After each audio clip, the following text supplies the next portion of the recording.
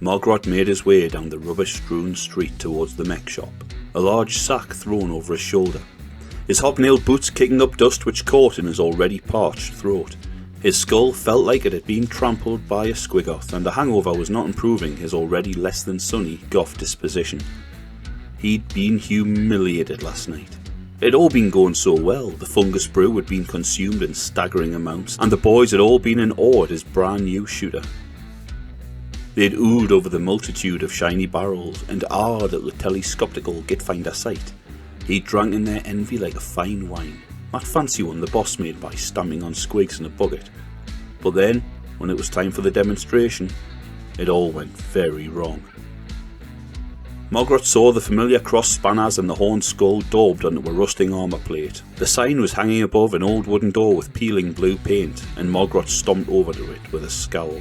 He flung it open with such force that it snapped the little bell off the doorframe and sent it spinning across the shop to embed itself on the opposite wall with a ting-a-ling a thud. Stepping into the doorway, Morgrot's nostrils were assailed by the strong smell of engine oil and chemicals. His eyes narrowed as he scanned the workshop, packed as it was with shelves of worky bits and do-whats, searching for the sales grot from yesterday. Stupid grot, Morgrot thought, spying him behind the very same counter he'd been behind the day before. Not even clever enough to find a new place to hide. Oi! He bellowed, wincing only slightly at the pain that caused. I want a word with you.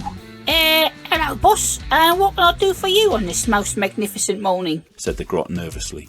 I'll tell you what you can do for me on this most magnificent morning, you little git. You can give me back my teeth for this pile of scrap. With that, Morgrot upended the sack he'd been carrying and tipped what appeared to be a collection of pipes, bolts, brackets and other choice thingamies all over the sales desk. Cogs and springs tumbled noisily to the floor. Sorry, boss. I'm not following you, said the grot, feigning confusion. Are you saying there is a problem with this merchandise? A problem? Asked Morgrot aghast.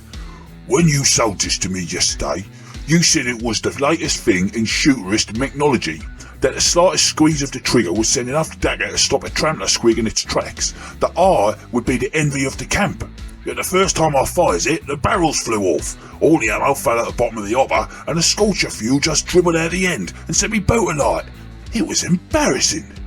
The grot stifled a chuckle at Morgrot's obvious discomfort, which didn't help the goth's mood at all. Are you smirking? The orc growled. Nah, boss. Smirking's in the back set round the gubbins from the whatsits. You are? You're being clever with me? Yelled Morgrot, obviously annoyed. Clever, boss? Me, boss? Never, boss. Wouldn't know how, boss. Cluttered the grot, raising his hands in placation. Well, doesn't change nothing anyway. I wants me teeth back, snarled Morgrot threateningly. Or I'll make your innards your outlets. With this, Morgrot leaned forward on the counter, bringing his face level with the now terrified grot. Now, up to it, you little runt, before I have ya.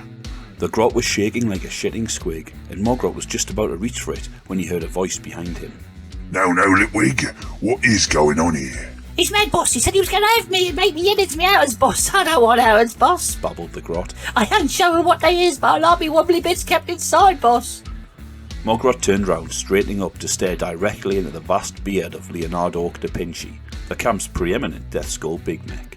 Morgrot slowly looked up, searching for the summit of the slab of ingenious orkiness, just in time to see part of his beard detach, scamper across his broad face, and reattach itself as the left-hand side of his moustache. Leonard Ork was a good head taller than Morgrot, who was by no means a small orc, and almost twice as wide.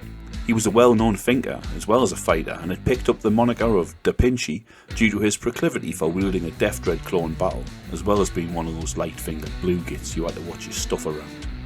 No, you was being stupid, Libby. Morgrot here could not possibly be threatening one of my grots. You has misunderstood the situation, on account of your tiny little pinhead not containing the brains that Morg himself would grace an eating squeak with. Now, Leonard Ork said amicably, zog off before I eat ya.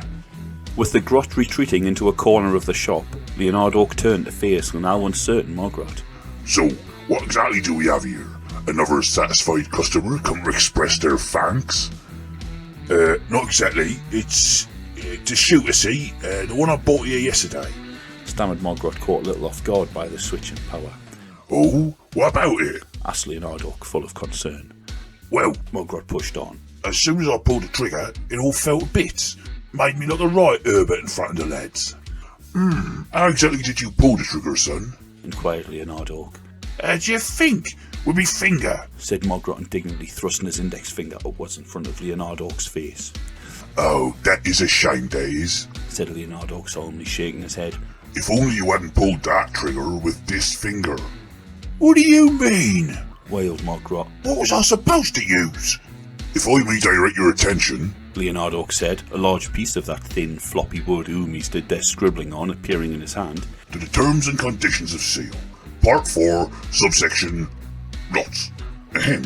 Should the consumer experience dissatisfaction with delight at a level below what was anticipated within predetermined levels of expectation, including, but not limited to, misfires, ammo jams, bad bang, stroke fizzle, side squint, bullet bend, wobble shot, rocket return, fiddler's clutch, barrel sag, and explosions that blow your hand off, then they are within their right to seek tooth-based recompense from the manufacturer. This guarantee is to be honoured by the aforementioned manufacturer for now and forevermore, up to the point the consumer leaves the shop and or introduces of their own free volition the influence on the merchandise of a third party. In this case, the third party being the third part of your hand, the third finger. With this, Leonard Ork gestured at Mogrot's still raised fourth finger. See, in which case, he continued, the warranty is fully and completely voided and the consumer is entitled to nothing and should probably even receive a clip round the ear for being a cheeky little chancer. It really can't be much clearer than that, look. Leonard Ork said as he flipped the sheet of paper around for Mogrot to see. Mogrot's brow furrowed in the effort of concentration. As far as he could see, it just looked like a badly sketched glyph for the drops in a large blue handprint. But as he couldn't read, he reasoned it probably said exactly what Leonard Ork said it did. So, there's nothing we can do? Said Mogrot, now completely bewildered. Contracts is contracts, boy, and that should be the end of it. But... said Leonard Ork, stroking his beard, which seemed to purr. Yeah? Asked Mogrot eagerly. I likes you, lad. You're a good orc, full of promise with a bright future ahead of you, said Leonard Ork in a friendly manner as his eyes lingered on the tooth pouch at Mogrot's belt, assessing the remaining wealth. And I think old Leonard Ork will be able to sort you out the deal worthy of, dare I say, a future war boss such as yourself. He raised his gaze to meet Mogrot's, only very briefly stopping to calculate the volume in the Goth's mouth as well. Come on, boy. He placed a large arm over Mogrot's shoulder. Let me show you the extra special top quality merchandise that I reserve only for the most discerning of customers. Leonard Ork shot Lipwick a look and a wink, and the little grot scampered past him to hold the curtain open as Mogrot was led smoothly, but firmly, into the back room.